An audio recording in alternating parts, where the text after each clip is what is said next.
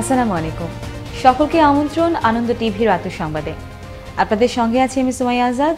Bangladesh arm wrestling অ্যাসোসিয়েশনের উদ্যোগে শুক্রবার বিকেলে রাজধানীর ধানমন্ডির রবীন্দ্র সরোবরে অনুষ্ঠিত হল প্রথম জাতীয় Bangladesh arm wrestling tournament 2021।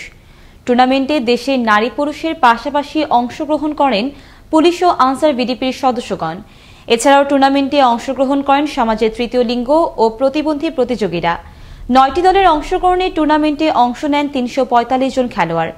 Bangladesh arm wrestling অ্যাসোসিয়েশনের সভাপতি জাকির হোসেনের সভাপতিত্বে অনুষ্ঠানে প্রধান অতিথি হিসেবে উপস্থিত ছিলেন ঢাকা আইনজীবী সমিতির সভাপতি অ্যাডভোকেট আব্দুল বাতেন। টুর্নামেন্ট সংশ্লিষ্ট সবার মঙ্গল ও দীর্ঘায়ু কামনা করেন দর্শক নন্দিত স্যাটেলাইট টেলিভিশন আনন্দ টিভির ব্যবস্থাপনা পরিচালক ও বাংলাদেশ আর্ম রেসলিং অ্যাসোসিয়েশনের ঊর্ধ্বতন সহসভাপতি হাসান তৌফিক আব্বাস। আগামী অলিম্পিকে এই খেলায় বাংলাদেশি প্রতিযোগীরা অংশগ্রহণ করবে বলে আশাবাদ ব্যক্ত করেন আর্ম রেসলিং অ্যাসোসিয়েশনের সভাপতি জাকির হোসেন। আজকে আমরা ট্রান্সজেন্ডার প্লাস ডিসেবল মানুষজন এবং যারা অটিজম যারা ভুগছে তাদের জন্য নিয়ে আমরা একটা খেলা করছি। বাংলাদেশে ফার্স্ট টাইমই autism, disable as well as transgender মানুষদের দিকে খেলা করছি। এর সাথে আমরা যাদের প্রফেশনাল যে আমরা স্পোর্টস বাংলাদেশ আর্ম রেসলিং অ্যাসোসিয়েশনের এটা আমরা ইনশাল্লাহ সামনের বছরের মধ্যে আমরা অলিম্পিক অথবা এশিয়ান গেমসের মধ্যে আমাদের এই যা বাছাইকৃত যারা থাকবে তাদেরকে নিয়ে যেতে পারবো বলে আজকে এই ন্যাশনাল টুর্নামেন্টটা করা আমাদের। আমি বলবো যে আপনারা কন্টিনিউ প্র্যাকটিস করে যান, ইনশাল্লাহ আমরা একদিন না একদিন অলিম্পিকে গোল্ড মেডাল নিয়ে আসতে পারবো বাংলাদেশে। শুক্রবার সকালে মানিকগঞ্জের পাটুরিয়া ঢাকা মহাসড়কের ফায়ার সার্ভিস এলাকা পর্যন্ত 6 কিলোমিটার সড়ক জুড়ে সৃষ্টি হয় তীব্র যানজটের। এ সময় পদ্মা পারাপারের অপেক্ষায় থাকে 2000-এরও বেশি ট্রাক ও যাত্রীবাহী পরিবহন। এতে দুর্ভোগ পোহাতে হয় চালক, যাত্রী ও সহযোগীদের। এদিকে এই নৌরুটে ফেরি স্বল্পতা, ঘাটের সমস্যা ও নাব্যতার সংকটে ফেরি চলাচল ব্যাহত হচ্ছে বলে জানায় বিআইডব্লিউটিসি কর্তৃপক্ষ। রাজধানীর বাজারগুলোতে নিত্যপণ্যের দরদামের লাগামহীন ঊর্ধ্বগতির আগুনে পড়ছে সাধারণ মানুষ। কাঁচা বাজারে সরবরাহ রয়েছে শীত মৌসুমের সব ধরনের শাকসবজি, তবে দাম ক্রেতা সাধারণের নাগালের বাইরে। রাজধানী বাজার ঘুরে আরো জানাচ্ছেন সহকর্মী মুসামিয়া, ক্যামেরায় ছিলেন শাহিন রেজা। শীত মৌসুমের সকল শাকসবজি বাজারে সরবরাহ থাকলেও ক্রেতা সাধারণের ক্রয় ক্ষমতা নিয়ন্ত্রণের বাইরে রয়েছে। এতে বিক্রেতা ও ক্রেতা সাধারণের মাঝে রয়েছে ভিন্ন মত। মাছের বাজার কিছুটা কম থাকলেও বেড়েছে মুরগির মাংসের দাম। গরু, খাসির মাংসের দাম রয়েছে স্বাভাবিক। এই যে ফুলকপি 30-35 টাকা, পাতাকপি 30-35, এরকম লাউ 50-60 এরকম টাকায় বিক্রি হচ্ছে। যে সবজিটা আমরা 60 টাকা করে কিনতেছি এটা 35-40 টাকা হলে বেটার হয়। প্রত্যেক মাসে গত সপ্তাহের তুলনায় 20-50 টাকা কম আছে প্রত্যেক মাস। পোলট্রি আগের থেকে মনে কর আপনার একটু 5 টাকা কম আছে। গত সপ্তাহে বেচছি আমরা 170, এই সপ্তাহে 160। ডাল, আটা, ময়দা ও চিনি বিক্রি হচ্ছে আগের দামেই। এদিকে ভোজ্য তেলের দাম বৃদ্ধি পেয়ে প্রতি লিটার বিক্রি হচ্ছে 160 টাকায়। তেলের বাজার মনে করেন যে প্রতি সপ্তাহে দাম যে 5 লিটারে কদিনে 10 টাকা করে বাড়ে। আমরা যারা সাধারণ জনগণ আছি তারা কিভাবে বাজার করব?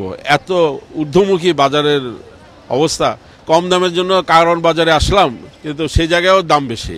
সপ্তাহের ব্যবধানে চালের দাম বৃদ্ধি না পেলেও কমার কোনো লক্ষণ নেই। গাড়ি ভাড়া বৃদ্ধিতে চালের বস্তা প্রতি 30 টাকা বেড়েছে।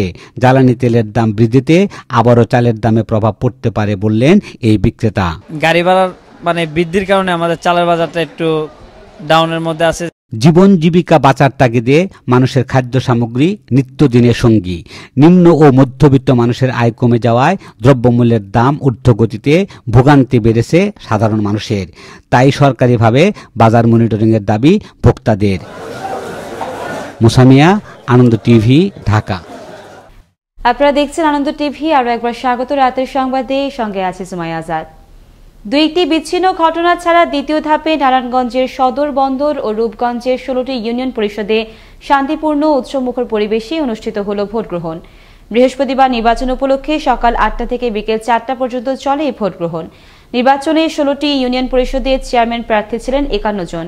এতে 5টি ইউনিয়নে বিনা প্রতিদ্বন্দ্বিতায় নির্বাচিত হয়েছেন আওয়ামী লীগের সমর্থিত 5 জন চেয়ারম্যান প্রার্থী। এদিকে সুষ্ঠু ভোটের মাধ্যমে নারায়ণগঞ্জকে একটি মডেল হিসেবে উপস্থাপন করতে জেলা প্রশাসন বদ্ধপরিকর বলে জানান জেলা প্রশাসক মুস্তাইন বিল্লাহ। এর আগে নির্বাচনী সহিংসতা এড়াতে কঠোর অবস্থানে ছিল আইনশৃঙ্খলা রক্ষাকারী বাহিনী। নির্বাচনকে বানচাল করার চেষ্টা করছে বা করতে পারবে এই ধরনের কোনো তথ্য নেই।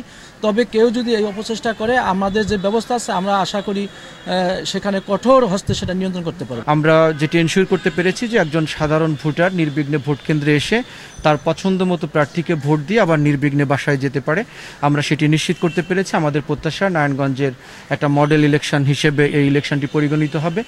মাদারীপুরে ইউপি নির্বাচনী পরবর্তী পৃথক সহিংসতায় আহত হয়েছেন অন্তত 10 জন। এ সময় ঘরবাড়ি লুটপাট সহ ভাঙচুর চালায় দুর্বৃত্তরা। শুক্রবার সকালে জেলার কালকিনি, সাহেবরামপুর ও ডাসার উপজেলার বিভিন্ন স্থানে ঘটে ঘটনা। আহতদের উদ্ধার করে হাসপাতালে পাঠানো হয়। আমার ঘর কোপাইছে আর আমার পুরো গাড়িটা ভেঙে আমার ঘর দুয়ার কোপাইছে এবং আমার বাড়িতে মহিলাদের হামলা করেছে। সকল আসবাবপত্র বাড়ি ঘরের যা কিছু আছিল সব ভেঙে তছনছ করে দিয়েছে, লুটপাট করেছে। এদিকে ভোট কারচুপির অভিযোগের মধ্য দিয়ে অনুষ্ঠিত হল ময়মনসিংহের হালুয়াঘাটের 2 নম্বর জুগলি ইউনিয়ন পরিষদের ভোট গ্রহণ। ভোটাররা জানান তাদের ইচ্ছে মতো ভোটাধিকার প্রয়োগ করতে পারেননি তারা। তবে সংশ্লিষ্টরা বলছেন নিরপেক্ষভাবে অনুষ্ঠিত হয় ভোট গ্রহণ। এদিকে উপজেলার 10টি ইউনিয়নে অনুষ্ঠিত নির্বাচনে নৌকার প্রতীকের 5 জন, বিদ্রোহী 2 ও 3 জন স্বতন্ত্র প্রার্থী বিজয়ী হন। ব্যালট পেপার কানমানি নিয়ে ওরা নিজেরাই সিল মারছে, নিচে হাতারা সিল মারছে, ভোট বক্সের ভিতরে ফেলাইতেছে। কে আমার ইচ্ছা তো ভোটটা আমার দেওয়ার ইচ্ছা না। রংপুরের সর্বত্রই নারীর অগ্রসর দৃশ্যমান, তবে শহরের তুলনায় গ্রাম অঞ্চলের নারীরা রয়েছেন পিছিয়ে। নারী অধিকার প্রতিষ্ঠায় প্রধানমন্ত্রী শেখ হাসিনাকে আদর্শ হিসেবে মানছেন রংপুরের নারী নেত্রীরা। গ্রাম অঞ্চলের নারীদের অধিকার প্রতিষ্ঠায় সরকারের ইতিবাচক পদক্ষেপকে আরও জোরদার করার আহ্বান তাদের। রংপুর থেকে মাহফুজ আলম প্রিন্সের প্রতিবেদনে থাকছে বিস্তারিত। নানান অর্থনৈতিক, সামাজিক, প্রাকৃতিক প্রতিকূলতা থাকা সত্ত্বেও দেশে যে অভাবনীয় আর্থিক সমৃদ্ধি, উন্নয়ন ও প্রবৃদ্ধি অর্জন সম্ভব হয়েছে তা মূলত নারীর ক্ষমতায়ন ও অগ্রগতির জন্যই। আর এক্ষেত্রে যার অবদান অনস্বীকার্য তিনি রাষ্ট্রনায়ক প্রধানমন্ত্রী শেখ হাসিনা।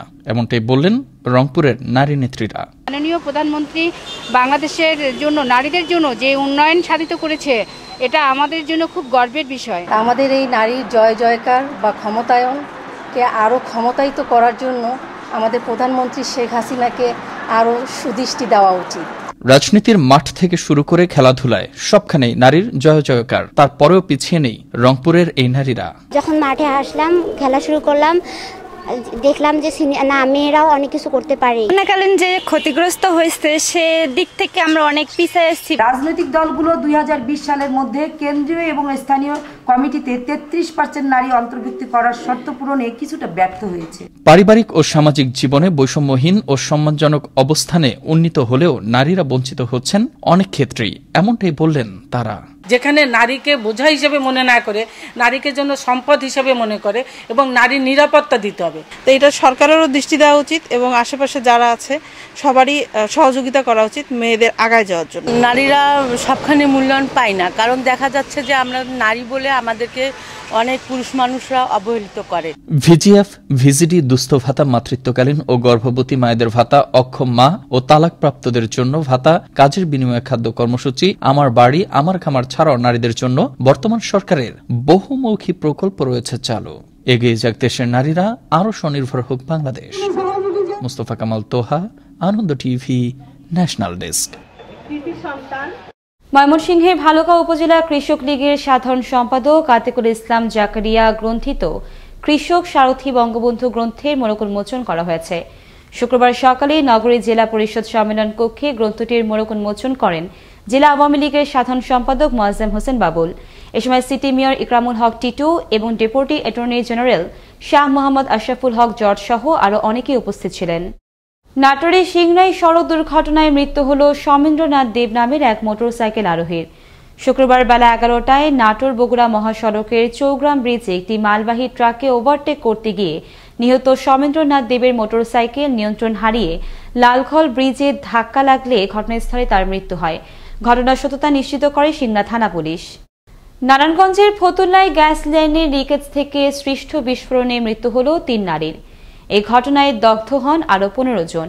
আহতদের উদ্ধার করে হাসপাতালে পাঠায় ফায়ার সার্ভিস।